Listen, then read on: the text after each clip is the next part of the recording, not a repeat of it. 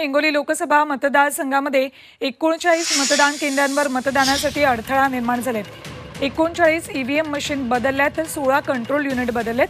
25 ठिकाणी व्हीव्हीपॅटच्या मशीन बदलाव्या लागल्यात। एकूण 39हून अधिक मतदान केंद्रांवर मतदानाला अडथळा निर्माण झाला होता। थेट जाऊयात आमचे प्रतिनिधी गजानन देशमुख यांच्याकडे।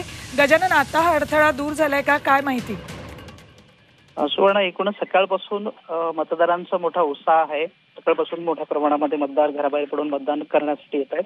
पण हिंगोली जिल्ह्यामध्ये साधारणतः 39 ठिकाणी वेगवेगळ्या मशीन्स मध्ये तांत्रिक बिघाड झाली होती आणि काही काळासाठी तिथे मशीन वोटिंग जे आहे ते थांबलं होतं।